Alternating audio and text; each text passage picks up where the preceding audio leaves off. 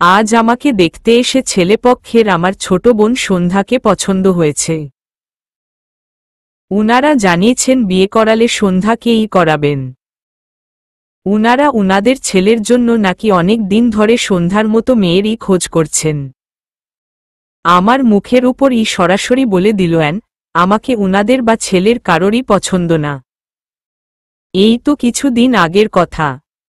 সেদিন রাতে মা আমার রুমে এসে জানালো বাবা আমার বিয়ে দিতে চান, আর তাই সামনের সপ্তাহে ছেলেকে আসতে বলেছেন। ছেলে একা আসবে না, সাথে পরিবার নিয়েই আসবে।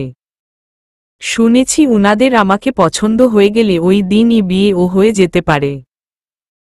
ছেলের বাবা মা আগেও একবার এসেছিল আমাদের বাসায়, তখন ঠিক জানতাম না উনারা কেন আসছেন, তবে কিছু দিন পর জানতে পেরেছি। আমার কুমিল্লার ফুপু তো ছেলের জন্য আংটিও বানিয়ে রেখেছেন। আমার বিয়ে নিয়ে সবথেকে বেশি আগ্রহ হচ্ছে কুমিল্লার ফুপুর। ফুপু বিয়েতে কি কি করবেন তা সেই কবে থেকেই ঠিক করে রেখেছেন। ফুপুর নাম রেখা আক্তার, কিন্তু আমরা 3 ভাই বোনই ছোটবেলা থেকে ফুপুকে কুমিল্লার ফুপু বলে ডাকি। ফুপু ফুপা আর উনাদের একমাত্র ছেলে কুমিল্লা থাকেন। ফুপার ঢাকায় ও 2 থেকে 3টি কোম্পানি আছে। তারপরও ফুপা কুমিল্লায় পড়ে আছেন। কোনো অবস্থাতেই উনি ঢাকায় আসবেন না। ফুপু আমাকে কতটা ভালোবাসে তা কখনোই বলে বোঝানো যাবে না। তখন যদি ফুপু সামনে থাকতো আর ছেলেপক্ষ ফুপুর সামনে বলতো আমাকে উনাদের পছন্দ না, তাহলে ফুপু নিশ্চয় কোনো একটা কাণ্ড বাঁধিয়ে দিত। ছেলেপক্ষের ভাগ্য ভালো, ফুপু তখন কিছু একটার জন্য বাইরে গেছিল। কোনো কথা থেকে কি বলা শুরু করলাম, বলছিলাম আমার বিয়ে ভেঙে যাবার কথা। এখন বলতে শুরু করেছি ফুপুর কথা। ফুপু আমার জীবনে এমন একজন মানুষ যাকে নিয়ে সারাদিন কথা বললেও উনাকে নিয়ে সবকিছু বলে শেষ করা যাবে না। আমার দেখা ভালো মানুষগুলোর মধ্যে ফুপু অন্যতম একজন।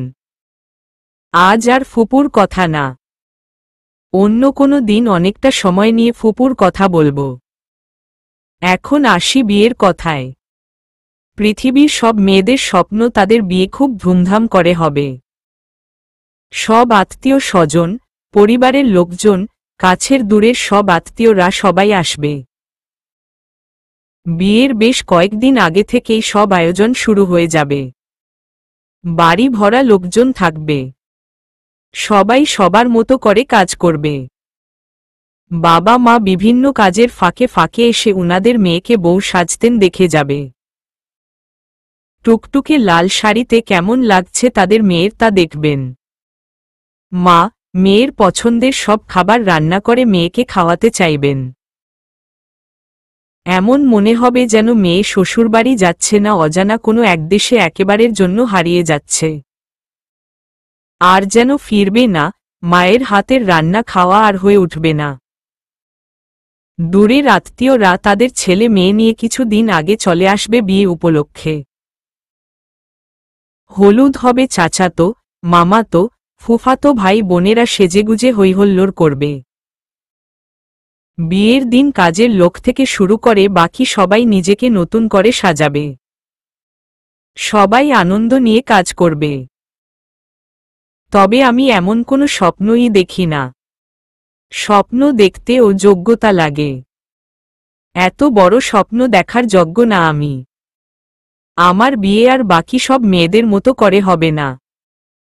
হয়তো কোনো এক সন্ধ্যায় বাবা মা ভাইয়া সন্ধ্যা আর ফুপু এই কয়েকজনের উপস্থিতিতে খুব সাধারণভাবে ঘরোয়া পদ্ধতিতে আমার বিয়ে সম্পন্ন হবে। আমিও চাই এমনভাবেই আমার বিয়েটা হোক। আমি চাই না আমার বিয়েতে বাবার তেমন খরচ হোক। বাবা তো কখনো আমাকে উনার এই বড় আপু কি লিখছ তুমি? সন্ধ্যার কথা শুনে সাজ লিখা বন্ধ করে ডায়েরিটা ভাঁজ করে রেখে দিল। এই তো ডায়েরি লিখছিলাম। আহ আল্লাহ, তুমি যে কত ডায়েরি লিখতে পারো আল্লাহই জানেন। আমার তো 2 লাইন লিখার পরই অসহ্য বিরক্ত লাগে। আমি তো পরীক্ষার খাতায় ফুল আনস করতে পারি না। আর তুমি কিভাবে ঘন্টার পর ঘন্টা পৃষ্ঠার পর পৃষ্ঠা লিখে যেতে পারো। আচ্ছা আপু, তোমার কি লিখতে একটুও কষ্ট লাগে না? না, আমার লিখতে ভালো লাগে। লেখালেখি করে সময় পার করি। আমার সময় কাটানোর অন্যতম একটা উপায় হলো লেখালেখি। আর তাছাড়া ডায়েরি লেখা এখন আমার অভ্যাস হয়ে গেছে। একদিন কিছু লিখতে না পারলে কেমন যেন অস্বস্তি লাগে। তুমিই ভালো আপু। আমি তো পরীক্ষার খাতায় এসব কয়টা প্রশ্নের উত্তর দিতে পারি না। লিখতে আমার অনেক কষ্ট লাগে। সাজ এতক্ষণ ডায়েরি লিখছিল। সাজ প্রতিদিন ডায়েরি লিখে। আজ ও লিখছিল। দিনে যা যা করে, যেই ঘটনাগুলো ঘটে সাজের সঙ্গে তা সব ডায়েরিতে লিখে রাখে। ডায়েরি লিখা সাজের অভ্যেসে পরিণত হয়েছে। একদিন না লিখে থাকতেই পারে না। ঘুমাতে যাওয়ার আগে কিছু না লিখলে যেন সাজের ঘুমই আসে না। আপু, আজকের ঘটনাটা ও কি লিখে রেখেছ? কোনো ঘটনা? আরে ওই যে বোকা লোকগুলো তোমাকে দেখতে এসে আমাকে পছন্দ করে চলে গেল। লিখেছি। এত বোকা মানুষ হয় নাকি আপু? উনাদের তোমাকে পছন্দ হয়নি, আমাকে হয়েছে। এটা বলেই সন্ধ্যা খিলখিল করে হাসতে শুরু করে দিল। কেন হবে না? তুই আমার বোন। তোর মতো মেয়ে কয়টা পাওয়া যায়? ছেলে ভালো, পরিবার ভালো, আর তাই উনারা ভালো ছেলের জন্য তোর মতো বেস্ট একজনকেই বেছে নিবে। এটা অস্বাভাবিক কিছু? সন্ধ্যা হাসি থামিয়ে গম্ভীর হয়ে। আমি যতই তোমার বোন হই না কেন, তোমার মতো আমি এই জন্মে কেন, আবার ও যদি জন্ম নেই তাহলেও তোমার মতো হতে পারবো না আপু। তোমার থেকে বেস্ট কেউ ছিল না, আর কখনো কেউ হবেও না। তুমিই সবার থেকে বেস্ট আপু। সন্ধ্যা প্রথমে হেসে হেসে কথা বললেও শেষের কথাগুলো বলার সময় গলা ভারী হয়ে আসছিল, কথা ও গলায় ভেজে যাচ্ছিল। কিছুক্ষণ সামনে থাকলে হয়তো চোখ বেয়ে পানি পড়ে যেত। তাই সন্ধ্যা তাড়াতাড়ি সাজের রুম থেকে বের হয়ে চলে গেছে। সাজ সন্ধ্যার দিকে তাকিয়ে আছে। মনে মনে ভাবছে, আমার বোনটা এত নরম মনের কিভাবে হলো? আমাকে উনাদের পছন্দ হয়নি, এতে আমি যতটা না কষ্ট পেয়েছি তার থেকে অনেক বেশি কষ্ট পেয়েছে ও নিজেই। আমার সাথে কথা বলে আমার কষ্ট কম করতে আসছিল। এখন দেখা যাচ্ছে নিজেই কাঁদতে কাঁদতে বেরিয়ে গেল। বাইরে থেকে এত চঞ্চল মেয়েটা যে ভেতর থেকে এতটা সরল তা কেউ দেখে কখনোই বুঝতে পারবে না। আলম হোসেন, কোকেয়া বেগম, রেখা আক্তার বসে কথা বলছে। তুমি কি সন্ধ্যার বিয়ে দিবে এখানে? দেখো ভাইজান, তুমি যদি এখানে সন্ধ্যার বিয়ে দাও তাহলে কিন্তু আমি আর কোনো দিন তোমার বাসায় আসব না। আলম হোসেন চোখ মুখ শক্ত করে বললেন। রেখা, আমি কি বলেছি এখানে সন্ধ্যার বিয়ে দিব? তাহলে এসব কথা কেন বলছিস? বলনি। কিন্তু মনে মনে যদি একবারও ভেবে থাকো তাহলেও কিন্তু। উনারা হঠাৎ করে এমন করল কেন? জানি না ভাবি। তবে ভাগ্য ভালো উনাদের আমি তখন বাসায় ছিলাম না, না হলে কি অবস্থা করতাম দেখতে পারতে। কই থেকে আসছে তাদের রাজকুমার ছেলেকে নিয়ে। সাজের মতো মেয়েকে ওদের পছন্দ হয়নি। সাজ কম কিসে? আমাদের সাজের মতো আর একটা মেয়ে খুঁজে পাবে নাকি কেউ? সাজ সন্ধ্যার থেকে 1000 গুণ বেশি লক্ষ্মী মেয়ে। পড়াশোনা, ঘরের কাজ, সবার খেয়াল রাখা, এখন এমন মেয়ে আর একটা কোথায় পাবে তারা? আচ্ছা রেখা, উনারা কোনোভাবে সাজের ওই বিষয়ে কিছু জেনে গেছে না তো? জানলে জানতেও পারে। আমাদের সমাজের কেউই তো কারো ভালো দেখতে পারে না ভাবি। অন্যের ভালো দেখলেই তাদের গা জ্বালা করে। হতে পারে কেউ তাদের কানে কথাটা তুলেছে। কোকেয়া বেগম মুখে আঁচল গুজে হুহু করে কেঁদে উঠলেন। আলম হোসেন বিরক্তি নিয়ে। আহ কোকেয়া, তুমি আবার কাঁদতে শুরু করে দিল কেন? এখানে কাদার মতো কি হয়েছে? কোকেয়া বেগম আলম হোসেনের দিকে তাকিয়ে। হ্যাঁ গো, ওরা কি সত্যি সত্যিই সবকিছু জেনে গেছে আর তাই বিয়েতে পিছিয়ে গেছে? আমি কি করে জানবো কোকিয়া? উনারা কি আমাকে কিছু বলেছেন কেন বিয়ে ভাঙছেন? বললে না হয় আমি জানতে পারতাম। যা হয়েছে তাতে তো আমার মেয়ের কোনো দোষ নেই। অতীতে আমাদের জীবনে ঘটে যাওয়া ঘটনার প্রভাব এখন সাঝের জীবনে কেন পড়বে? আমাদের জন্য সাঝের জীবনটা কেন এভাবে নষ্ট হবে? যা হয়েছে তাতে তো আমাদেরও কোনো হাত নেই। অতীতের কথা এখন কেন মনে করছো? আর তাছাড়া আমরা তো এটাও জানি না যে অতীতের ঘটনার জন্যই উনারা বিয়ে ভেঙে দিয়েছে। অন্য কিছুও তো হতে পারে। ছাড় তো, ভাবি ওদের কথা। আমাদের সাঝের জন্য এর থেকেও আরো অনেক ভালো ছেলে পাব।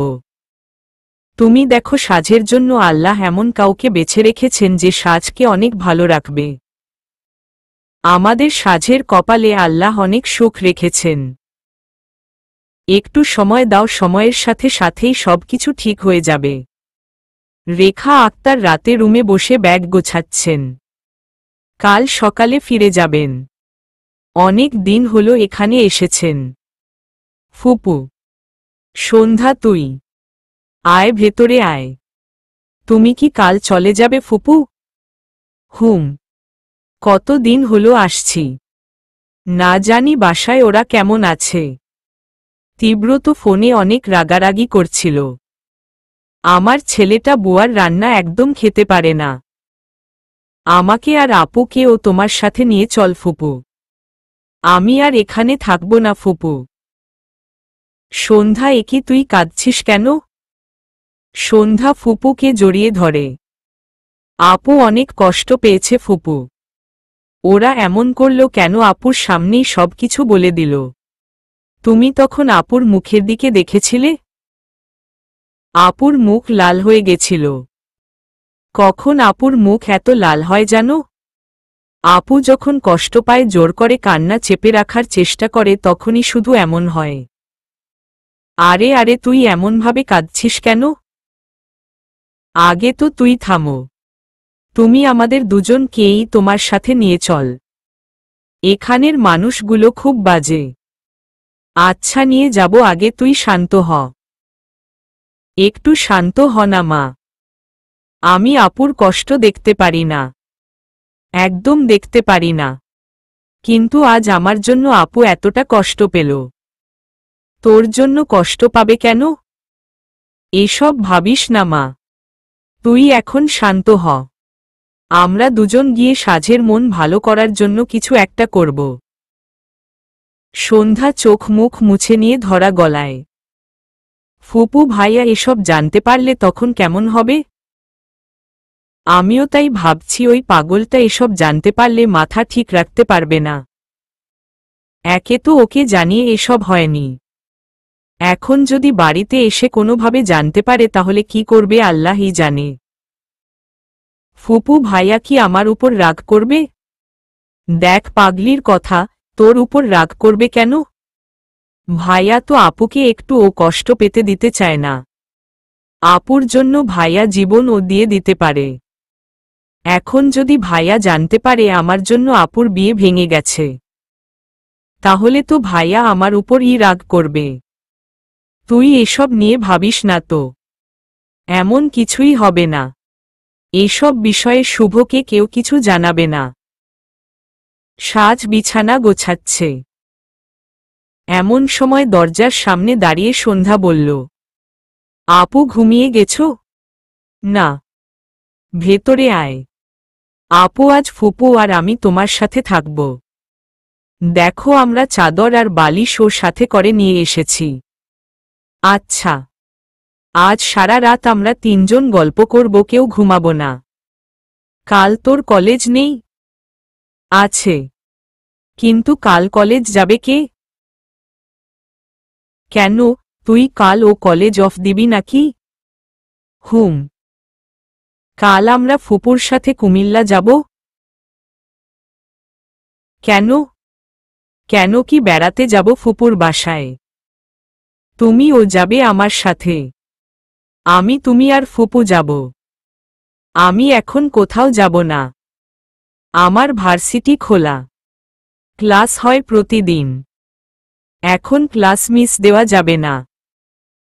রেখা ফুপু বিছানা গুছিয়ে নিয়েছে। তোরা কে কোনো দিকে ঘুমাবি?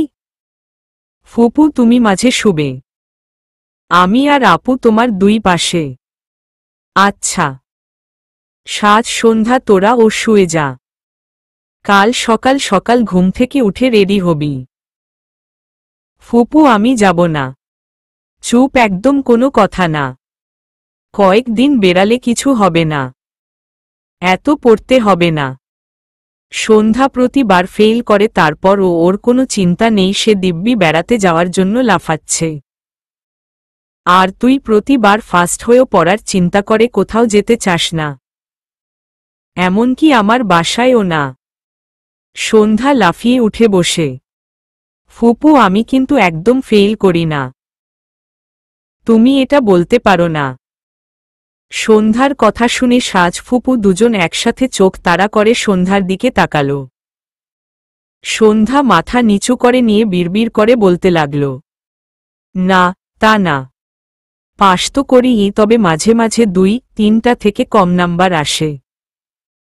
রেখা আক্তার গম্ভীর হয়ে, কম নাম্বার বলতে 11-13, তাই না? সন্ধ্যা কিছু বলল না, মাথা নিচু করে নিল। সাজ একটু হেসে দিয়ে, ফুপু ওর কাছে 11-13 কম মনে হয় নাকি? ও যে এইটুকু নাম্বার পায় এটাই তো অনেক। মাত্র একবারই তো ইংরেজি থেকে 13 পেয়েছি, প্রতিবার পাই নাকি? আর তা ছাড়া বাকি সাবজেক্টগুলো থেকে তো পাশ করি, একটাই না করলে কি হয়েছে? সন্ধ্যার কথা শুনে সাজ ফুপু দুজনই এবার শব্দ করে হেসে দিল। তুই তো নতুন ইতিহাস তৈরি করেছিস 13 পেয়ে। আমাদের বংশে কেউ তোর মতো লেখাপড়ায় এত মাথামোটা ছিল না। আমিও পড়াশোনায় এতটা ভালো ছিলাম না, তবে তোর মতো কখনো ইংরেজিতে 13ও পাইনি। শুভ, সাজ ওরা তো অনেক ভালো, তুই একা এমন হলি কিভাবে? সবাই একরকম হয় না ফুপু, এটাও জানো না নাকি? আমিও যদি ভাইয়া আর আপুর মতো ভালো স্টুডেন্ট হতাম তাহলে বাবা মা চিন্তা করত কাকে নিয়ে? তোমাদের সবাইকে একটু টেনশন দেওয়ার জন্য আমি এমন হয়েছি। সন্ধ্যা পড়াশোনায় একেবারে কাঁচা বললেই চলে, সারাক্ষণ শুধু পড়া ফাঁকি দেওয়ার চিন্তায় থাকে। সন্ধ্যা এমন একটা মেয়ে যে বাস্তবে কম, কল্পনায় বেশি থাকে। সন্ধ্যার ধারণা জীবন তো একটাই, এক জীবনে প্রাণ খুলে বাঁচবে, যা ইচ্ছা তাই করবে, কোনো কিছু নিয়ে মাথা ঘামাবে না। সন্ধ্যার কাছে জীবন মানে হৈহল্লোড়, আনন্দ, ফাজলামি, দুষ্টুমি ইত্যাদি। সবার সাথে খুব সহজে মানিয়ে নিতে পারে। খুব চঞ্চল, চালাক টাইপের বোকা মেয়ে সন্ধ্যা। সন্ধ্যাকে চালাক টাইপের বোকা মেয়ে কেন বলা হয় তা পরে জানা যাবে। সাজ সন্ধ্যা থেকে একদম আলাদা, সব সময় সিরিয়াস মোডে থাকে। সাজের জীবন ওর বইয়ের মধ্যে সীমাবদ্ধ। যতক্ষণ বাসায় থাকে ততক্ষণই বই নিয়ে বসে থাকে। মাঝে মধ্যে একটু আধটু লেখালেখিও করে। সাজ বাস্তবতা নিয়ে খুব চিন্তা করে। সাজের জীবনের একটাই উদ্দেশ্য, জীবনে সে এমন কিছু করবে যাতে লোকে তাকে তার নিজের নামে চিনবে। চিল্লাচিল্লি, হৈহল্লোর এসব সাজের একদম ভালো লাগে না। সব সময় একা থাকতে পছন্দ করে। নিজের আপন মানুষগুলো ছাড়া আর কারো সাথেই ঠিক মানিয়ে নিতে পারে না। ফুপু পড়ে কি হলো? পড়ে আর কি হবে, তোর ফুপা বাসায় বিয়ের প্রস্তাব পাঠালো। তার মানে ফুপু তুমি লাভ ম্যারেজ করেছ? দেখ মেয়ের কথা, এতক্ষণ কি বললাম তাহলে? তোর ফুপা আমাকে প্রপোজ করার সাথে সাথেই তো আমি বললাম, এসব প্রেম ভালোবাসা আমার দ্বারা হবে না। আপনি আমার বাসায় বিয়ের প্রস্তাব পাঠিয়ে দেখতে পারেন বাবা, ভাইজান রাজি হলে একেবারে বিয়ে। সন্ধ্যা ফুপুকে শক্ত করে জড়িয়ে ধরে। এই না হলে তুমি আমার ফুপু। তুমি তো প্রথমবারেই ফাটিয়ে দিয়েছ। ছাড়, আমাকে দম বন্ধ হয়ে আসছে তো। ফুপু, তুমি ফুপাকে সরাসরি এভাবে বলেছিলে? তোমার তখন ভয় লাগেনি বা লজ্জা লাগেনি? ভয় আর লজ্জা? আমি কি তোর মতো ছিলাম নাকি? আমি সব সময় সন্ধ্যার মতো সাহসী ছিলাম। আর তাছাড়া তোর ফুপাকে তো আমার কাছে প্রথম থেকেই ভালো লেগেছিল। ভাবলাম প্রেম টেম করলে পরে যদি বাবা ভাইজান জানতে পারে তখন হবে অন্য ঝামেলা। তাই সবার ভয় এসবে না জড়িয়ে একেবারে বিয়েই করে নিলাম। সন্ধ্যা এখন প্রায় লাফানো শুরু করেছে। এই, তুই লাফাচ্ছিস কেন? ফুপু, আমিও তোমার মতো লাভ ম্যারেজ করব। রেখা আক্তার চোখ বড় বড় করে। কি বললি? না মানে ফুপার মতো কাউকে পেলে? চুপ কর, পা ভেঙে দিব এখন এসব চিন্তা মাথায় আনলে। তুই এখনো অনেক ছোট। আগে দুধের দাঁত পড়ুক, তারপর না হয় প্রেম করার কথা ভাবিস। ফুপু, তুমি কিন্তু এসব শুনিয়ে সন্ধ্যাটার মাথায় উল্টা পাল্টা চিন্তা ঢুকাচ্ছ। পড়ে সত্যি সত্যি ও এসব কিছু করলে তখন বাবা তোমার খবর নেবে। ফুপু অসহায় গলায়। দেখ সন্ধ্যা, এসব কিছু করিস না। তোর বাবা যদি জানতে পারে আমার কথা শুনে তুই ওইসব কিছু করেছিস তাহলে কিন্তু ভাইজান আমাকে আস্ত রাখবে না, গরম তেলে ভেজে খাবে। আহ ফুপু, তুমি ভয় পাচ্ছ কেন? ভালোবাসা আল্লাহর দেওয়ার পবিত্র উপহার। জীবনে যদি কাউকে না ভালোবাসো তাহলে ভেবে নাও তোমার জীবন বৃথা। আমার ক্লাসের মেয়েগুলো তো একসাথে 2-3টা রিলেশনে আছে। আমি এতদিন সাহস পাইনি, আজ তোমার কথা শুনে মনে হচ্ছে আমি কত বড় ভুলটাই না করেছি। ভাইজান, আমি সাজ আর সন্ধ্যাকে আমার সাথে কুমিল্লা নিয়ে যাচ্ছি।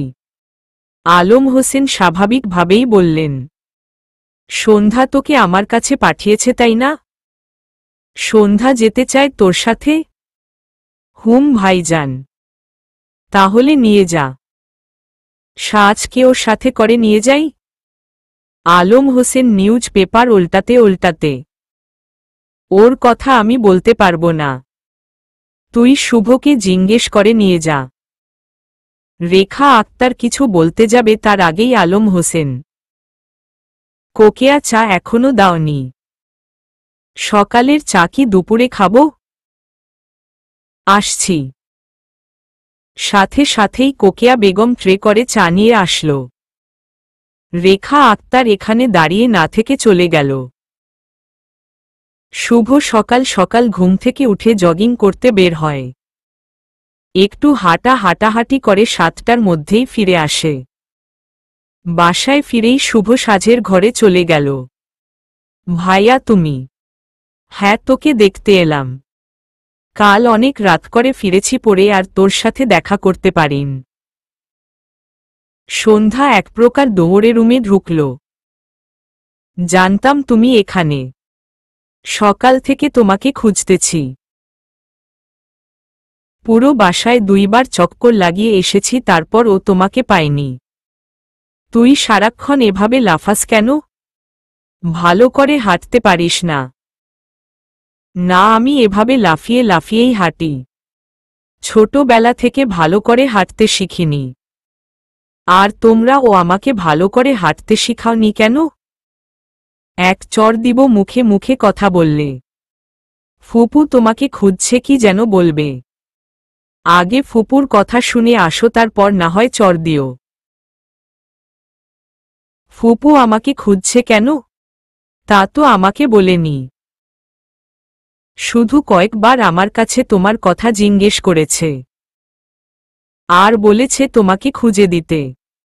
বলতে বলতেই রেখা আক্তার ও চলে আসল। এই যে ফুপুই চলে এসেছে। এখন ফুপুকেই জিজ্ঞেস করে নেও কেন তোমাকে খুঁজছিল। ফুপু, তুমি আমাকে খুঁজছিলে, কিছু বলবে? আমি সাজ আর সন্ধ্যাকে আমার সাথে নিয়ে যাব কিছুদিন, আমার বাসায় থেকে আবার চলে আসবে। চিন্তা করিস না, তোর বোনদের একা পাঠাবো না। তোর ফুপার সাথে করে পাঠিয়ে দিব। শুভ সাজের দিকে তাকিয়ে একটু ইতস্তত বোধ করে। সাজ হো যাবে? বলছিলাম তো সাজকেও নিয়ে যেতে। এখন তুই অনুমতি দিল। তোর থেকে অনুমতি না পাওয়া পর্যন্ত তোর বোন কোথাও যাবে নাকি? সাজ তুই যাবি ফুপুর সাথে?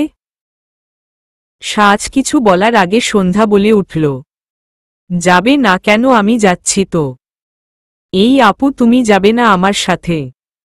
ভাইয়াকে বলো তুমি যাবে। শুভ রেগে গিয়ে, তোকে জিজ্ঞেস করেছি? 2 মিনিট চুপ থাকতে পারিস না? সন্ধ্যা লাফ দিয়ে টেবিল থেকে নেমে দাঁড়িয়ে, যাই আমি, যেখানে আমাকে চুপ করে থাকতে হয় আমি সেখানে থাকি না। সন্ধ্যা মুখ মোচড় দিয়ে বের হয়ে যেতে লাগল, যাওয়ার আগে আবার সাজের দিকে তাকিয়ে, আমি যাব, তুমি যাও আর না যাও অনেক মজা করব। তুমি তোমার ভাইয়ার সাথেই থাকো। যাবি তুই নাকি আমি আসব? যাচ্ছিই তো। শুভ আমতা আমতা করে, ফুপু আসলে আমি জানি তুই কি বলতে চাস। তোর বোন একা কোথাও যায়নি। ও সবার সাথে সহজে মিশতে পারে না, অন্ধকারে ভয় পায়। ও খাওয়া দাওয়া নিয়ে ও অনেক ঘ্যান ঘ্যান করে। তুই ওকে জোর করে খাওয়াস এসব আমি খুব ভালো করেই জানি। ফুপু তারপরও দেখ শুভ, তুই সাজের ভাই হলে আমিও ওর ফুপু। আমি কি ওর কম খেয়াল রাখব? তুই তোর বোনকে যতটা ভালোবাসিস, ওর যতটা খেয়াল রাখিস আমিও ঠিক ততটাই খেয়াল রাখব। আসলে ফুপু সাজকে না দেখে আমি থাকতে পারি না।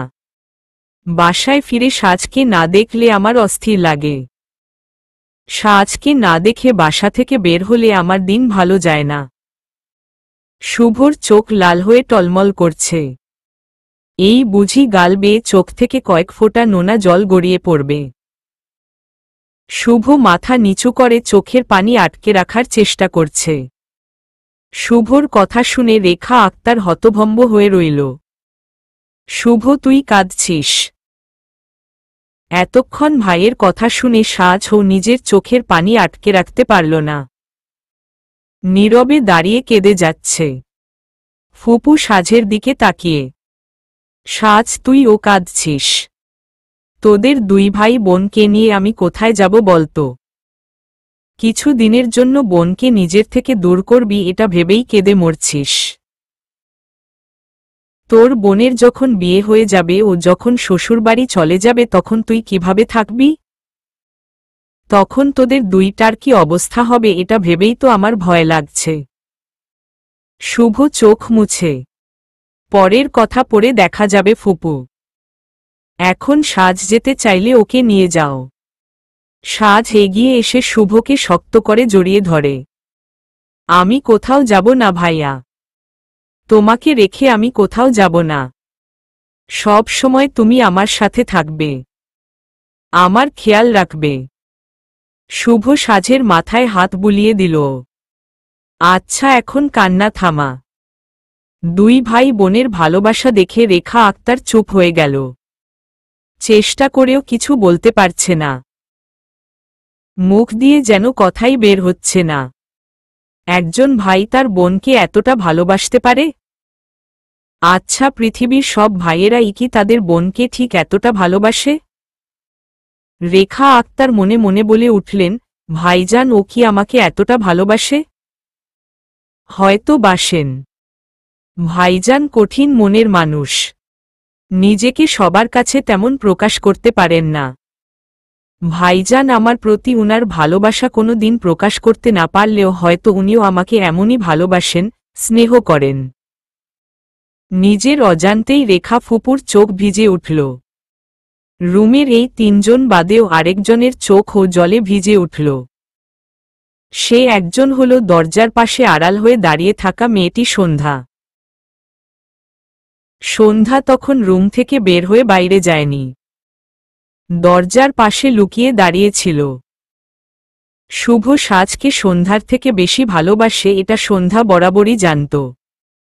কিন্তু বড় ভাইয়া যে বড় আপুকে এতটা ভালোবাসে তা সন্ধ্যা কল্পনা করেনি। আমিও তো ভাইয়ার বোন, ভাইয়া কি পারে না আমাকে একটু ভালোবাসতে? ভাইয়া আপুকে এত আদর করে, আপুর এত খেয়াল রাখে কিন্তু আমাকে এত আদর করে না কেন?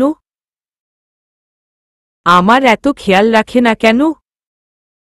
বাবা আমাকে ভালোবাসে বলে কি ভাইয়া আমাকে ভালোবাসার প্রয়োজন বোধ করে না? বাবার জন্য কি ভাইয়া আমাকে অবহেলা করে? সন্ধ্যা চোখ মুছতে মুছতে দোতলার বারান্দা দিয়ে হেঁটে যাচ্ছে।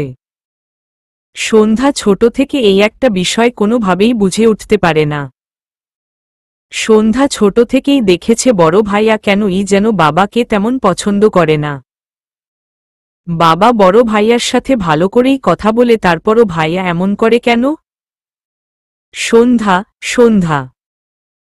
হ্যাঁ মা বলো। কখন থেকে ডাকছি? বারান্দা দিয়ে হেঁটে যাচ্ছিস, নিচে থেকে এতবার ডাকলাম তুই কোনো সাড়া শব্দ করলি না। এমনভাবে চলে আসলি যেন তুই আমার কথাই শুনিসনি। সন্ধ্যা আনমনা হয়ে বলে উঠল, আচ্ছা মা, ভাইয়া বাবার সাথে ভালো করে কথা বলে না কেন? বাবা বড় আপুকে পছন্দ করেন না কেন? আর মা ভাইয়া বড় আপুকে এত ভালোবাসে কিন্তু আমাকে একটুও ভালোবাসে না কেন? সন্ধ্যার কথা শুনে কোকিয়া বেগম থমকে দাঁড়িয়ে রইলেন, কিছু বলতে পারলেন না। বলো না মা, আমাদের পরিবারটা এত হাসি খুশি। বাইরে থেকে যে কেউ আমাদের দেখে বলবে আমাদের পরিবারের মতো আর একটা পরিবার হয় না। আমরা অনেক ভালো আছি, নিজেদের নিয়ে কত সুখে আছি। কিন্তু মা, আমরা তো জানি আমরা কেউই তেমন সুখী না যতটা আমরা বাইরে থেকে দেখাই। ভেতর থেকে কিন্তু আমাদের পরিবার আর বাকি 5টা পরিবারের মতো না। কোকিয়া বেগম ভাঙা গলায়, হঠাৎ করে এসব তুই কি বলছিস মা? হঠাৎ করে আজ তোর কি হয়েছে? তুই এমনভাবে কথা বলছিস আজ? বলতে বলতে কোকিয়া বেগম দেখল সন্ধ্যা কাঁদছে। সন্ধ্যা, তুই কাঁদছিস? কেউ কিছু বলেছে তোকে? এই সকাল বেলায় কে তোকে কি বলেছে যার জন্য তুই কাঁদছিস? শুভ কিছু করেছে? না মা, বড় ভাইয়া কিছু বলেনি। আমার নিজেরই জানতে ইচ্ছে হচ্ছিল কেন সবাই এমন কেন। জানো মা, আমার কি মনে হয় তোমরা সবাই এমন কিছু জানো যা আমি জানি না। এমন একটা কারণ তো আছে যার জন্যে বাবা আর ভাইয়ার মাঝে এতটা দূরত্ব এসে গেছে। বড় আপু ও জানে কারণটা। তুমিও জানো, শুধু আমিই জানি না। কোকিয়া বেগম হতভম্ব হয়ে চেয়ে রইল। সন্ধ্যা মুহূর্তের মধ্যে নিজেকে স্বাভাবিক করে নিল। আমি ফুপুর সাথে যাব। বড় আপু না গেলেও যাব, তুমি আমার জামাকাপড়গুলো গুছিয়ে দেও। হঠাৎ হঠাৎ কোকিয়া বেগমের কাছে মনে হয় তার এই মেয়ে অনেকটা অস্বাভাবিক। প্রথমে এমন পরিস্থিতি তৈরি করে, তারপর সাথে সাথে আবার এমন ব্যবহার করে যেন কিছুই হয়নি। সন্ধ্যার এই হঠাৎ করে অস্বাভাবিক থেকে স্বাভাবিক হয়ে ওঠাই কোকিয়া বেগমের কাছে সবচেয়ে অস্বাভাবিক লাগে।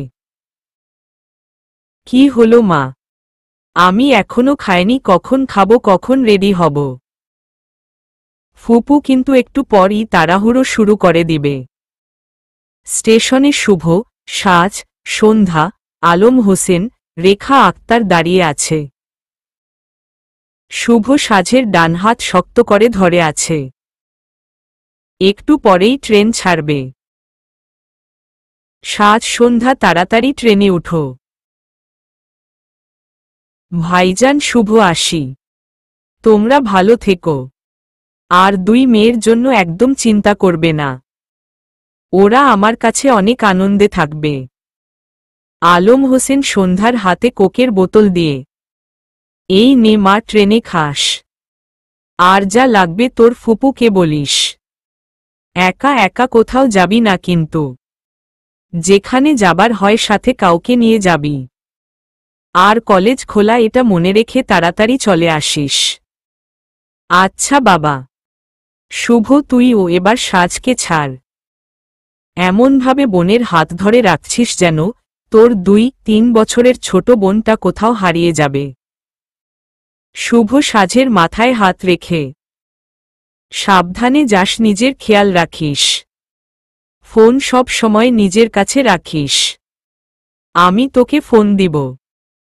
আচ্ছা, নিজের খেয়াল রাখতে পারবি তো?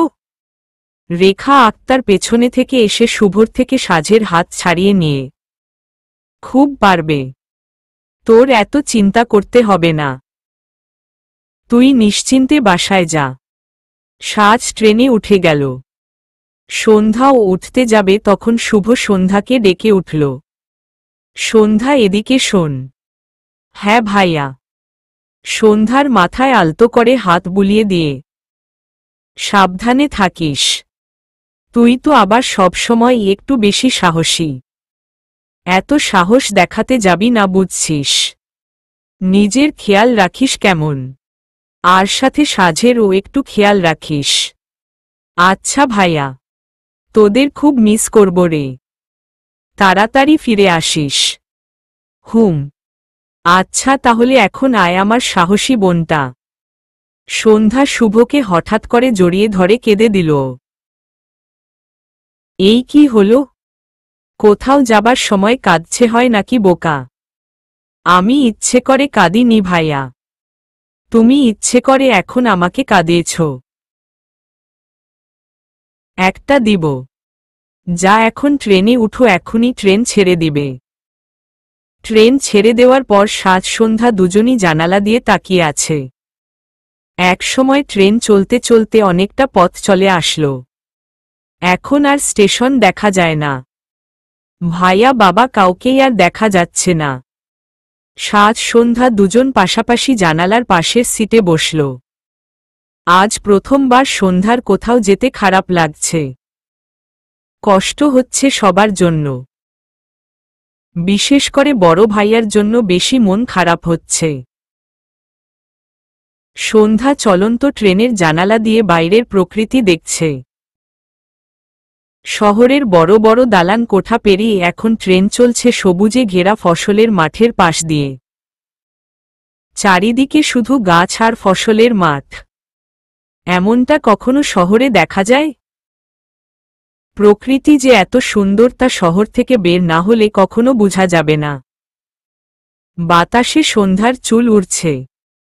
মুখের উপর এসে পড়ছে বারবার। চোখের উপর চুল আসলে মাঝে মাঝে চোখ বন্ধ হয়ে যাচ্ছে।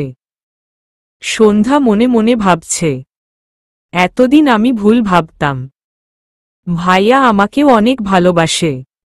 আমার ও আপুর মতোই খেয়াল রাখে। এই সন্ধ্যা চুলগুলো আটকে রাখো না। সাজের কথায় সন্ধ্যা সাজের দিকে ফিরে তাকাল। এই নে, এই ক্লিপটা দিয়ে চুল আটকে নে।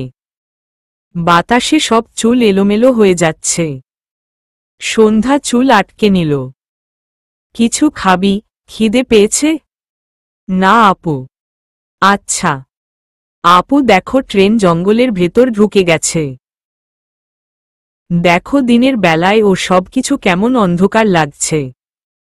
আপু এই জঙ্গলের নাম কি? আমি কি করে বলল? তুমি তো কিছু জানো না। আচ্ছা এখানে নেমে কিছু ছবি তুলে নিলে কেমন হবে? তোর ছবি তোলার জন্য ট্রেন দাঁড়াবে নাকি? তাও ঠিক। তাহলে কি করব এখন? ট্রেনে বসেই জানালা দিয়ে যেটুকু ছবি তোলা যায় তোলো। এভাবে ছবি তুললে ভালো ছবি আসবে নাকি? না আসলে আর কি করার। দেখিস জানালা দিয়ে হাত বাইরে বের করিস না যেন। আচ্ছা। সাজ ট্রেনে ঘুমিয়ে গেল। জানালার পাশে মাথা হেলান দিয়ে ঘুমিয়ে আছে। চুল আটকানো, তারপরও কিছু চুল মুখের উপর এসে যাচ্ছে। এতে অবশ্য সাজের ঘুমের সমস্যা হচ্ছে না। বাইরে থেকে জানালা দিয়ে ঠান্ডা বাতাস আসছে। সন্ধ্যা বাইরের গাছ মাঠ জঙ্গলের ছবি তোলা বাদ দিয়ে এখন সাজের ছবি তুলতে ব্যস্ত হয়ে গেল। ভালোই হয়েছে আপু ঘুমিয়ে গেছে, না হলে তো কোনো দিনই নিজের ছবি তুলতে দিত না। কত ভালো ভালো ছবি আসছে আপুর। ছবিতে আপুকে এত সুন্দর দেখায় মাশাল্লাহ। এই ছবিগুলো এখন আপুকে দেখাবো না। এখন দেখালে সব ডিলিট করে দিবে। ছবিগুলো বের করে তারপর আপুকে দিব। সন্ধ্যারা ট্রেনে উঠেছে প্রায় 12টার দিকে, এখন প্রায় বিকেল হয়ে গেছে। সাজ দুপুরে হালকা খেয়ে বই পড়তে পড়তে হাতে বই নিয়েই ঘুমিয়ে গেছে। ফুপু ফ্লাক্সে করে চা নিয়ে এসে, সন্ধ্যা কি করছিস তুই? ফুপু আস্তে কথা বলো, আপুর ঘুম ভেঙে যাবে। ফুপু ফিসফিসিয়ে, বুঝলাম, কিন্তু তুই এসব কি করছিস? আপুর ছবি নিচ্ছি। দেখো ফুপু, ছবিতে আপুকে কত সুন্দর লাগছে। চা এনেছি তোর জন্য, তুমি রাখো, আমি আপুর আরও কিছু ছবি তুলে নিই। আচ্ছা, পরে আমাকে দেখাস ছবিগুলো। হুম। ফুপু, চা ঠান্ডা হয়ে গেছে, গরম চা আনবো, খাবি? না, আমার কাছে নুডলস আছে, মা রান্না করে, কখন ব্যাগে রাখছে জানতাম না, একটু আগে দেখলাম। আচ্ছা তাহলে নুডলস খা। এখন না, আপুর ঘুম ভাঙলে আপুকে নিয়ে খাবো। আচ্ছা। কুমিল্লা এসে স্টেশনে ট্রেন থামলে রেখা আক্তার সাজ আর সন্ধ্যাকে নিয়ে নামেন। কুলি ডেকে ব্যাগগুলো নামিয়ে নেয়। সন্ধ্যা ব্যাগ থেকে বের করে চকলেট খাচ্ছে। ফুপু, স্টেশন থেকে তোমার বাসা তো অনেক দূর, কি দিয়ে যাব আমরা, কোনো ব্যবস্থা হয়েছে? তোর ফুপা তো বলেছিল গাড়ি পাঠাবে। ফুপা যখন বলেছেন তখন ঠিকই পাঠাবেন, তা তো জানিই, কিন্তু এই ড্রাইভারটা কই বসে আছে গাড়ি নিয়ে, ওকে না পেলে তখন তো আরেক ঝামেলা বেঁধে যাবে। বলতে বলতে ড্রাইভার দূর থেকে ডাক দিল, ম্যাডাম আমি এখানে, আপনারা দাঁড়ান, আমি আসছি। ড্রাইভার এসে ব্যাগগুলো গাড়িতে তুলে নিল। বাসায় আসতে আসতে রাত হয়ে গেছে। বুয়া রাতের রান্না করে রেখেছে ঠিকই, কিন্তু রাতে সাজ সন্ধ্যা দুজনের কেউই খেল না। ফ্রেশ হয়ে দুজনই বিছানায় পড়ে মরার মতো ঘুমাচ্ছে। ভোরে উঠে সাজ নামাজ পড়ে পাতলা একটা চাদর গায়ে দিয়ে ছাদে চলে গেল। ছাদ থেকে শীতের সকালের সৌন্দর্য উপভোগ করবে। কুয়াশায় ঢাকা শীতের সকালের সৌন্দর্য পৃথিবীর সব সৌন্দর্যকে হার মানাবে। দূরের চারপাশটা কুয়াশার চাদর দিয়ে নিজের ডেকে রেখেছে। অনেক দূরের কোনো কিছুই ভালো করে দেখা যায় না। সাজ ছাদে কিছুক্ষণ একটু হাঁটাহাঁটি করল। এখন বাগানে যেতে পারলে ভালো হতো। অনেক দিন পর ফুপুর বাসায় আসা হলো। বাগানের গাছগুলো কি আগের মতোই আছে? বাগানে ঘাসের উপর শিশির বিন্দু জমা হয়ে আছে, এখন খালি পায়ে বাগানে হাঁটতে পারলে ভালো হতো। সাজ আর কিছু না ভেবে ছাদ থেকে নেমে সোজা বাগানে চলে গেল। মনে মনে যা ভেবেছিল তাই করল। জুতা খুলে খালি পায়ে শিশির ভেজা ঘাসের উপর হাঁটছে। বিন্দু বিন্দু শিশিরকণা পায়ে লেগে পা পুরোপুরি ভিজে গেল। সাজের কাছে বেশ ভালোই লাগছে এভাবে খালি পায়ে হাঁটতে। ঠিক 2 বছর পর ফুপুর বাসায় আসা হল। আগের বার এসেছিল এইচএসসি পরীক্ষার পর। বাগানে বেশ কয়েকটা গোলাপ গাছ আছে। সব গাছগুলোতে ফুল ফুটেছে। সাজ গাছ থেকে গোলাপ না ছিঁড়ে নিজের মুখ গোলাপের খুব কাছে নিয়ে চোখ বন্ধ করে গোলাপের ঘ্রাণ নিল। এই সাজ, পাগল হয়ে গেলি নাকি? শীতের মাঝে সকাল সকাল খালি পায়ে হাঁটছিস? হঠাৎ কারো কথা শুনে সাজ হকচকিয়ে উঠল। সাথে সাথে পেছনে ফিরে তাকিয়ে দেখে তীব্র দাঁড়িয়ে আছে। তীব্র জগিং করে এসেছে। গায়ে ক্রিম কালারের টি-শার্টের উপর সাদা জ্যাকেট, সাদা ট্রাউজার। ডান হাতে কালো বড় ঘড়িটা পরে আছে। কানে ইয়ারফোন গুজা, মাথার চুলগুলো এলোমেলো হয়ে আছে। সাজের চোখ সবার আগে তীব্রের হাতের ঘড়িটার উপর পড়ল। সেই ঘড়িটা এখনো আছে? 2 বছরেও কিছু হয়নি? মনে মনে তীব্র ভ্রু কুঁচকে সাজের দিকে তাকিয়ে কান থেকে ইয়ারফোন খুলে গলায় ঝুলিয়ে রাখল। কিরে, কথা বলছিস না কেন? শীত লাগে না তোর? জুতা কোথায়? খালি পায়ে বাগানে কেন? গাছগুলো দেখতে আসছিলাম। গাছ দেখতে আসছিস ভালো কথা, জুতা খুলে আসছিস কেন? আমাদের বাগানে কোথাও এমন সাইনবোর্ড লাগানো আছে যেখানে লেখা জুতা খুলে প্রবেশ করুন বা জুতা পায়ে বাগানে আসা নিষেধ? লেখা আছে এমন কিছু? সাজ মাথা নিচু করে আস্তে করে বলল, না। তাহলে? তীব্রের এত জেরা শুনে সাজের কান্না পাচ্ছে। সাজ সবার কথার পিঠে কথা বলতে পারে না। সাজ তো তীব্রের সামনে এটাও বলতে পারছে না যে আমার ইচ্ছে হচ্ছিল খালি পায়ে ভেজা ঘাসের উপর হাঁটতে, তাই জুতা রেখে আসছি। এখানে সন্ধ্যা হলে ঘটনা অন্য কিছু হতো। সন্ধ্যা হড়বড় করে মনে যা আসত তাই বলে দিত। সন্ধ্যা ছোট বড় সবার সাথে কথা উল্টায়, কাউকে ভয় পায় না। সন্ধ্যাকে যদি বলা হতো খালি পায়ে বাগানে কি, তাহলে সন্ধ্যা এটাই বলতো, জুতো জোড়া পায়ে কাটার মতো বিঁধছিল তাই খুলে রাখছি। কেন, আমাকে খালি পায়ে হাঁটতে দেখে তোমার কষ্ট হচ্ছে নাকি? সন্ধ্যার এমন কথা শুনে সামনে থাকা মানুষটি উত্তরে কি বলবে তাই ভেবে পাবে না। সন্ধ্যা খুব সহজেই কড়া কথা বলতে পারলেও সাজ তা একদমই পারে না, তাই এখানেও কিছুই বলতে পারল না। সাজের চোখ ভিজে আসছে। সন্ধ্যা বারান্দায় দাঁড়িয়ে জোরে ডেকে ওঠে, এই আপু, তুমি বাগানে কি করছো? আর তোমার সাথে ওটা কে?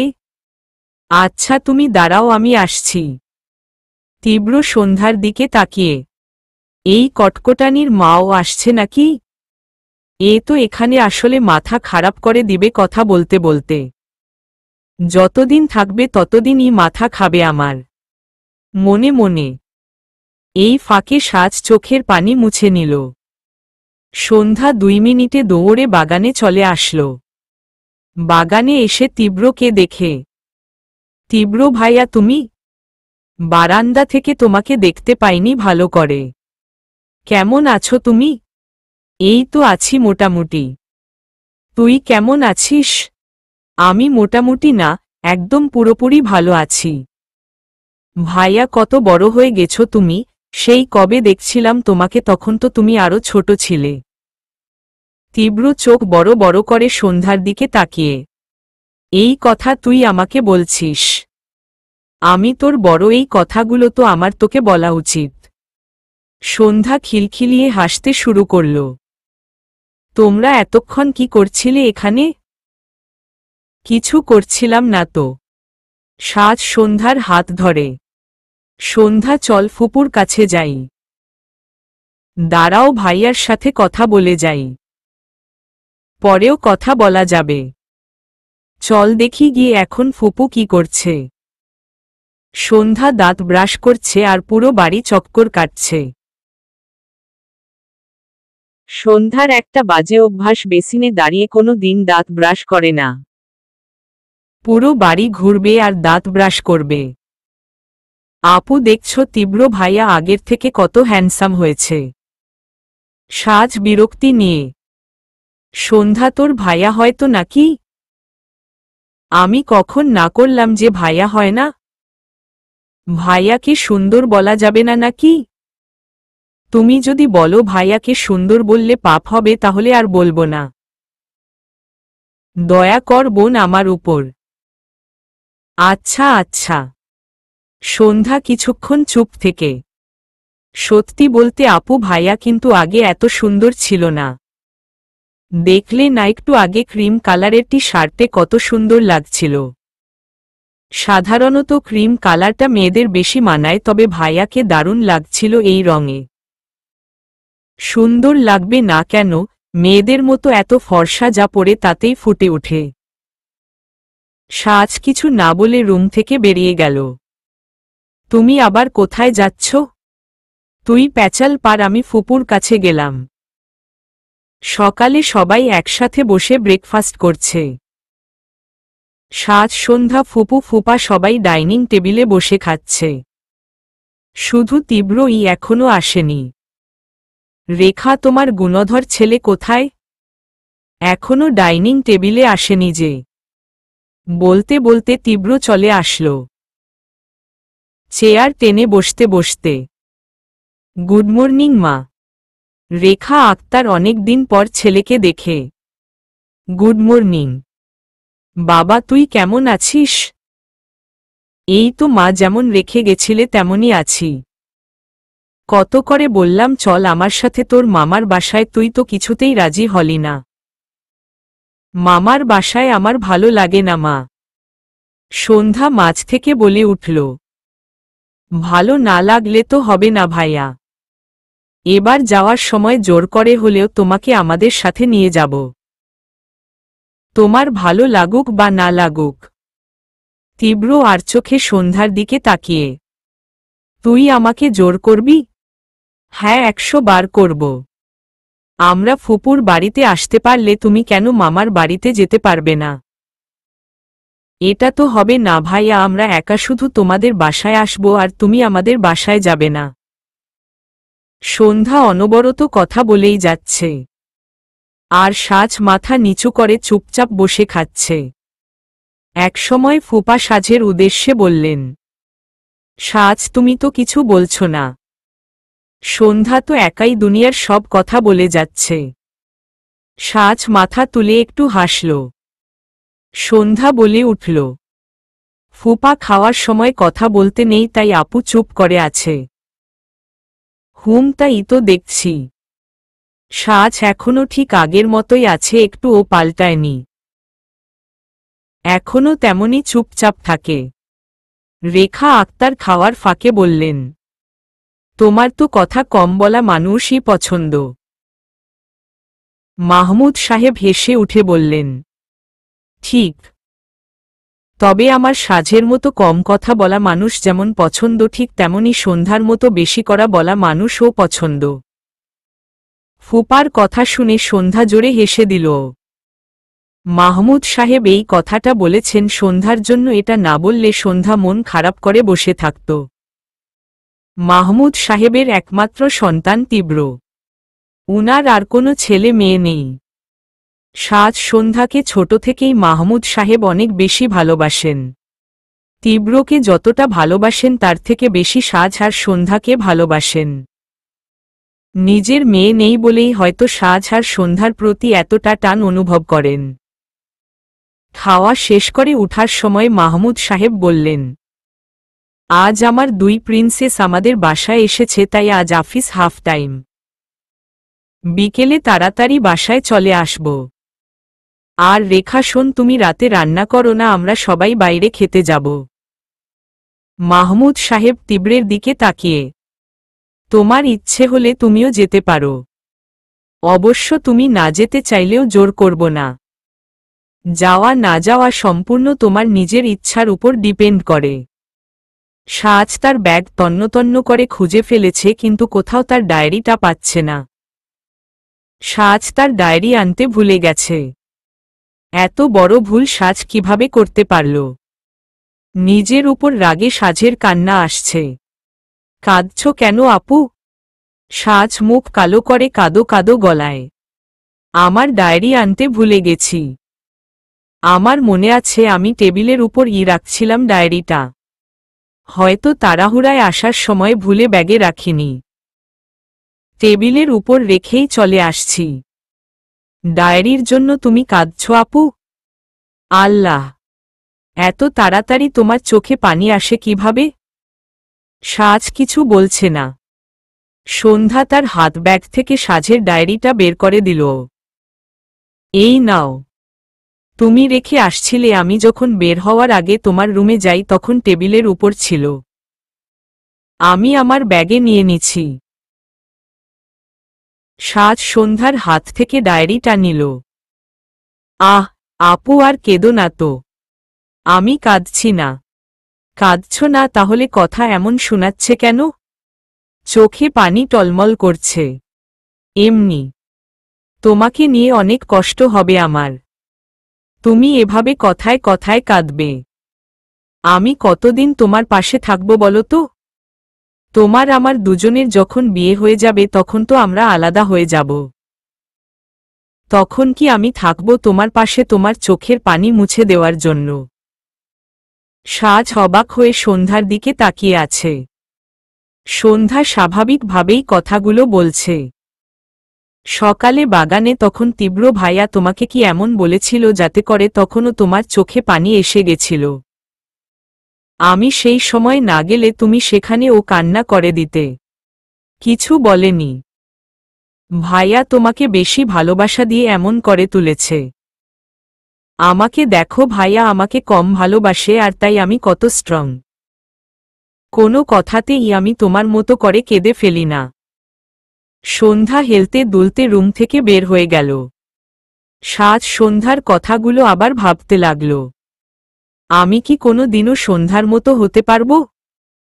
সন্ধ্যা যেমন সবকিছু সহজভাবে নিতে পারে আমিও কি পারবো এমন হতে? ভাইয়া সন্ধ্যা তাদের থেকে আলাদা হলে আমি নিজেকে সামলাতে পারব?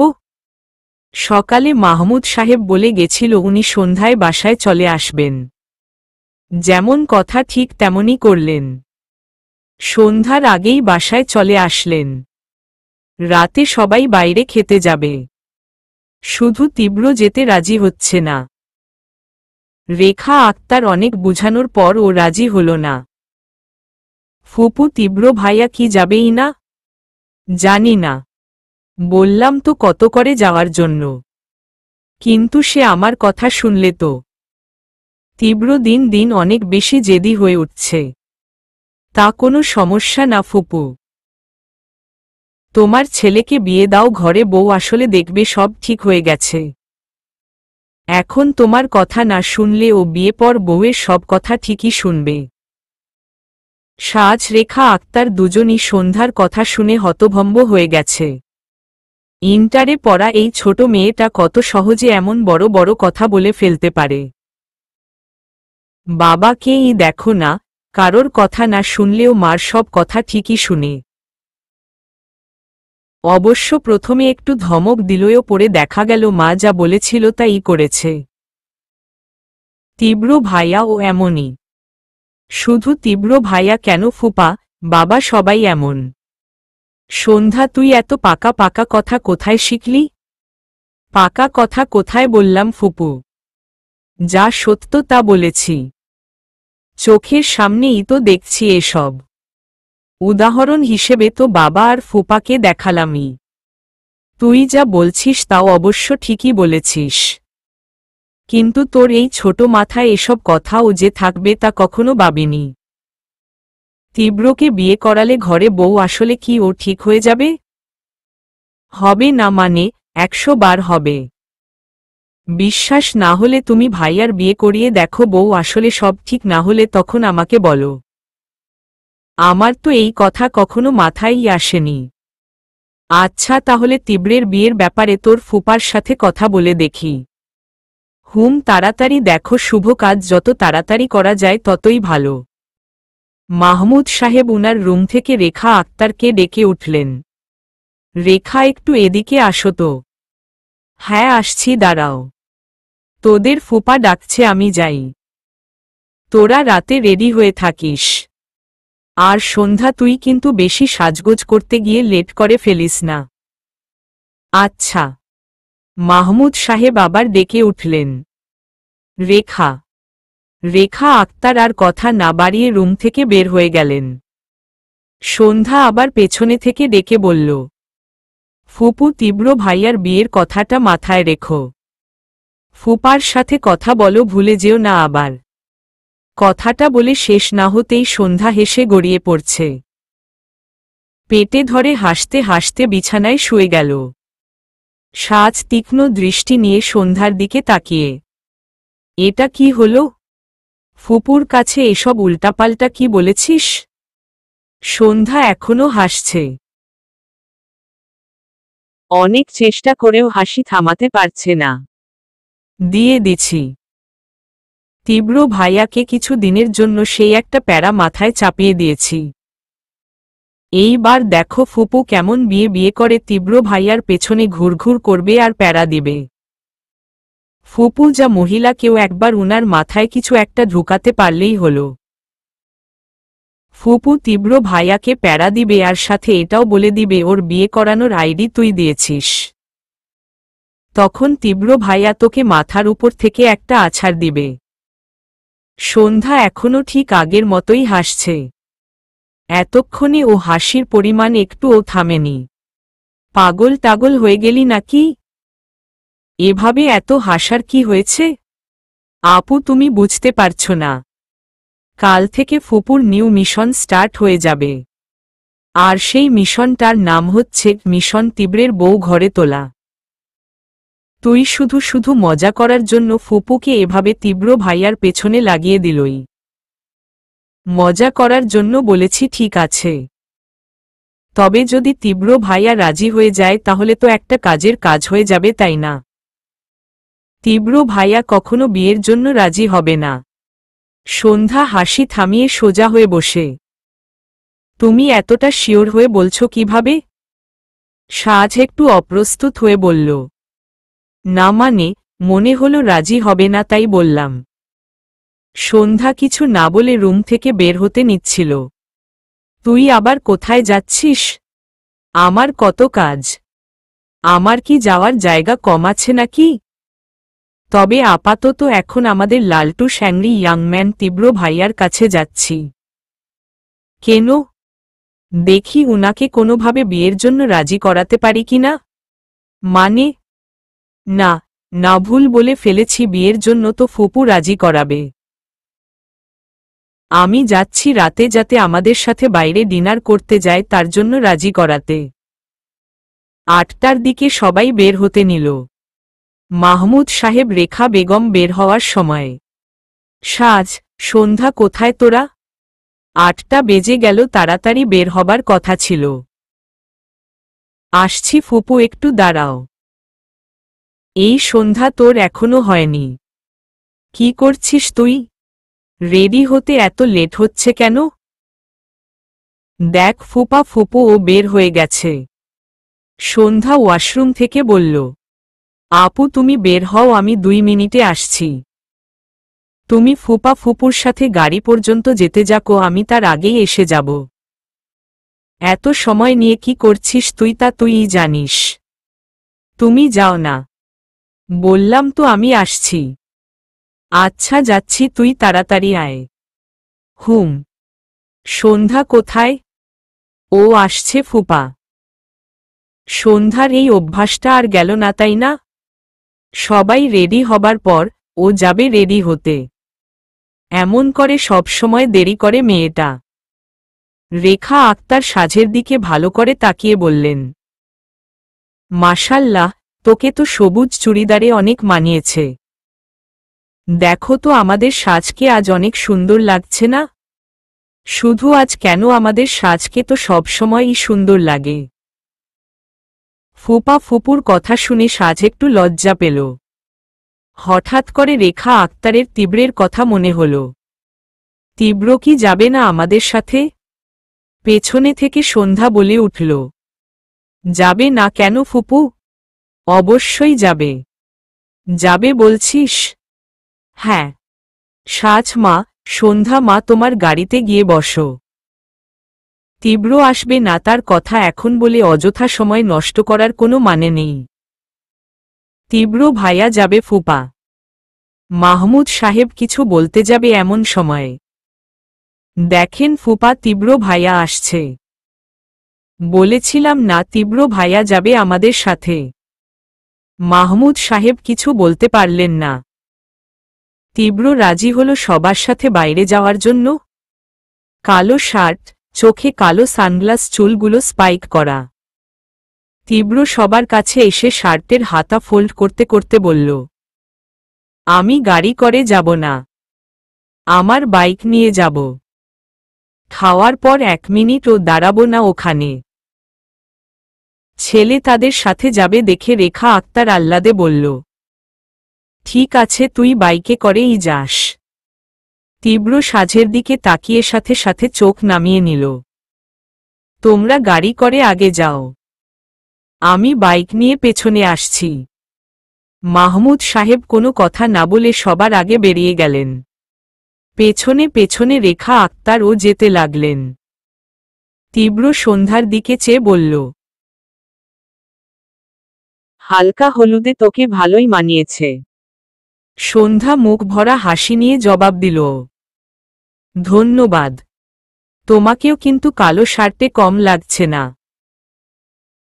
দাদি বেঁচে থাকলে আজ তোমাকে দেখে বলতো আমার লালটুসকে একদম রাজপুত্রের মতো লাগছে। বলেই সন্ধ্যা শব্দ করে হেসে দিল। সন্ধ্যার কথায় তীব্র রাগ করতে চেয়েও পারল না। হেসে দিয়ে বলল, তুই কোনো দিনও মানুষ হবি না। নানির বলা ওই কথাটা নিয়ে তুই এখনো আমাকে খেপাতে চাস? আমি কি এখনো বাচ্চা আছি, নাকি তুই নিজেও এখনো বাচ্চা আছিস? দাদির এই কথাটা আমার কাছে ভালো লাগে। আর তুমি যাতে দাদির আদুরে নামটা ভুলে না যাও তাই সব সময় বলে মনে করিয়ে দেই। সাজ ওদের দুজনের কথার মাঝে আর দাঁড়াল না, একাই নিচে চলে আসলো। ভাইয়া আমার ওই কাজটা কিন্তু করে দিবে। আচ্ছা, আমার কাছে কিন্তু টাকা নেই। টাকা চেয়েছি তোর কাছে? না, তারপর ও কেমন জানি লাগে না। ফোন সাথে আছে? হুম। আচ্ছা তাহলে চল এখন। সাজ এসে গাড়িতে বসল। সন্ধ্যা ও সাজের পেছনে এসে গাড়িতে উঠল। সাজ সবুজ রঙের চুড়িদার জামার সাথে চুড়িদার সেলোয়ার পরেছে। সন্ধ্যা ও হালকা হলুদ রঙের চুড়িদার পরেছে। কেউই তেমন সাজেনি। সন্ধ্যা শুধু একটু কাজল লাগিয়েছে, সাজ তাও লাগায়নি। সন্ধ্যা কিভাবে চুল খোলা রেখেছে, তুই ও চুলগুলা খোলা রাখতে দেখতে আরো ভালো লাগত। চুল খোলা রাখা আমার ভালো লাগে না ফুপু। সন্ধ্যা গাড়ির জানালা দিয়ে বাইরে মুখ বের করে রাখছে। প্রচুর বাতাস লাগছে, একটু শীত শীতও লাগছে। তারপর ও এভাবে থাকতে ভালোই লাগছে। তোর কি ভালো লাগে আমাকে বলতো একটু। গাড়ি একটা রেস্টুরেন্টের সামনে এসে ব্রেক কষল। মাহমুদ সাহেব বললেন, এসে গেছি, নামো সবাই। সবাই গাড়ি থেকে নেমে দাঁড়াল। পেছনে তীব্র ও বাইক পার্ক করে এসে দাঁড়াল। মাহমুদ সাহেব বললেন, তোমরা ভেতরে যাও, আমি গাড়ি পার্ক করে আসছি। খাওয়া দাওয়া শেষ করে তীব্র উঠে দাঁড়াল। যাচ্ছি আমি। এখনই চলে যাবি? হ্যাঁ মা। সন্ধ্যার তো এখনো আইসক্রিম খাওয়া বাকি। তোমরা আইসক্রিম খেয়ে যাও, আমি আসছি। তুই খাবি না? না, এই শীতে আমি আইসক্রিম খাবো না। 2 দিন পর আমার একটা টেস্ট ম্যাচ আছে, এখন ঠান্ডা লেগে গেলে খেলতে পারবো না। খেলা খেলা করে জীবনে কিছু করা যাবে না, এটা তোমার ছেলেকে বলে দিও রেখা। তার থেকে ভালো হবে ওকে বলো মাস্টার্স কমপ্লিট করে আমার বিজনেস সামলাতে। আমার যেটা করতে ভালো লাগবে আমি সেটাই করব। কারো কথায় নিজের স্বপ্ন ত্যাগ করব না। আর আমি সারা জীবন টাকা কামানোর কোনো মেশিন হয়ে থাকতে চাই না। তীব্র সানগ্লাস পরে নিয়ে বাইকের চাবি হাতে নিয়ে বের হয়ে গেল। মাহমুদ সাহেব প্রচণ্ড রেগে গিয়েও কিছু বলতে পারলেন না, কারণ সামনে সাজ আর সন্ধ্যা বসে আছে। মাহমুদ সাহেব রাগ চেপে হাসি মুখে বললেন, মামুনিরা তোমরা কি আইসক্রিম খাবে তা অর্ডার দাও। 10:30 সবাই বাড়ি এসে পৌঁছল। মাহমুদ সাহেব রেখা আক্তার তাদের রুমে চলে গেলেন। মাহমুদ সাহেবের বুকে সামান্য ব্যথা করছে, কেমন অস্থির অস্থির লাগছে, প্রেশার কি আবার বেড়েছে? মাহমুদ সাহেব রুমে এসে কিছু না বলে শুয়ে পড়লেন। 2 দিন পর বিকেলে সাজ সন্ধ্যা রেখা আক্তারের সাথে বাগানে ঘুরতে এসেছে। সন্ধ্যা, ওই দিন তোর কথায় তীব্র আমাদের সাথে যেতে রাজি হয়েছিল? হুম। সত্যি? কেন তোমার বিশ্বাস হচ্ছে না? তা না, বিশ্বাস হচ্ছে, তবে কিছু না। আমি জানি আমার কথা তোমার বিশ্বাস হচ্ছে না। এই মুহূর্তে তোমার মনে অনেক প্রশ্ন আসছে। আমি আগেই বলে রাখি, তোমার কোনো প্রশ্নের উত্তর আমার কাছে নেই। কেন তীব্র ভাইয়া আমার কথায় রাজি হয়ে গেল তা আমি নিজেও জানি না। তোমার যদি কিছু জানতে হয় তাহলে তোমার ছেলেকে জিজ্ঞেস করো। সন্ধ্যা মুখ চেপে হাসছে। সাজ বিরক্তি নিয়ে সন্ধ্যার দিকে তাকিয়ে আছে। মনে হচ্ছে রেখা আক্তার সন্ধ্যার কথাগুলো মনোযোগ দিয়ে ভাবছে। সাজ সন্ধ্যা হাঁটতে হাঁটতে এগিয়ে গেল। রেখা আক্তার এখনো ঠিক জায়গায়ই দাঁড়িয়ে আছে। কেন এমন করিস? এসব করে কি মজা পাস তুই? ফুপুর মাথায় চিন্তা ঢুকিয়ে দিলই তো। দেখো আপু, ফুপু নিজের ছেলেকে একদম বিশ্বাস করে না। আমাকে নিয়ে ভাইয়াকে কেমন সন্দেহ করছে দেখো একবার। সন্দেহ করবে না, তুই নিজেই তো ইচ্ছে করে সন্দেহ করার মতো পরিস্থিতি তৈরি করেছিস। আমি কি করেছি কি না করেছি তা দেখার বিষয় না। তুমি শুধু দেখো ফুপু নিজের ছেলেকে একদম বিশ্বাস করে না। এটা বলেই সন্ধ্যা হেসে ফেটে পড়ছে। সন্ধ্যা পেটে ধরে হাসছে। সাজ সন্ধ্যাকে দেখে যাচ্ছে। এই মেয়েটা সবসময় এমন করে। নিজেকে নিজেই কথা বানিয়ে বেড়াবে। আজ এর পেছনে লাগবে তো কাল ওর পেছনে। মানুষকে এমন পরিস্থিতিতে ফেলে নিজে সবসময় মজা নিবে। কারো মাথায় ভুল ধারণা ঢুকিয়ে এসে যেন শান্তি পায়। সাজ মনে মনে ভাবছে, এটা কি সন্ধ্যার কোনো একটা রোগ, নাকি সে মজা করার জন্য এমন করে? কাউকে চিন্তায় ফেলে কেউ কিভাবে মজা পেতে পারে? ছোট থেকে এমন করতে করতে কি এখন এটা সন্ধ্যার অভ্যাসে পরিণত হয়েছে? ফুপু, আমি যে তোমাকে আরেকটা কথা বলেছিলাম তা কি মনে আছে? কোনো কথা? কোনো কথা মানে? তীব্র ভাইয়া বিয়ের কথা। তুমি না বলেছিলে ফুপার সাথে কথা বলবে? হ্যাঁ। বলেছিলে? না, মনে ছিল না। তাহলে এবার মনে করে বলবে, বুঝেছ? আচ্ছা, মনে করে বলবে। কিন্তু তীব্রের বিয়ের নিয়ে তোর এত আগ্রহ কেন? তীব্রের বিয়ে হলে তোর কি লাভ? কি বলছো ফুপু, লাভ মানে? আমারই তো সবচেয়ে বেশি লাভ হবে। মানে? এত কিছু তুমি বুঝবে না। সাজ দূর থেকে দাঁড়িয়ে সন্ধ্যার পাগলামি দেখছে। সন্ধ্যা খুব ভালো করে ফুপুর পেছনে লেগেছে। সাজ প্রথম দিন ভেবেছিল সন্ধ্যা হয়তো তীব্রের পেছনে লেগেছে। কিন্তু না, আজ বুঝতে পারছে সন্ধ্যা আসলে ফুপুর পেছনে হাত পা ধুয়ে লেগেছে। এখন শুধু সারাক্ষণ ফুপুকে এমন মনে করাবে ওর আর তীব্রর মাঝে কিছু একটা চলছে। বেচারি ফুপু সন্ধ্যার ফাঁদে পা দিয়ে শুধু শুধু প্রেশার বাড়াবে। চলবে।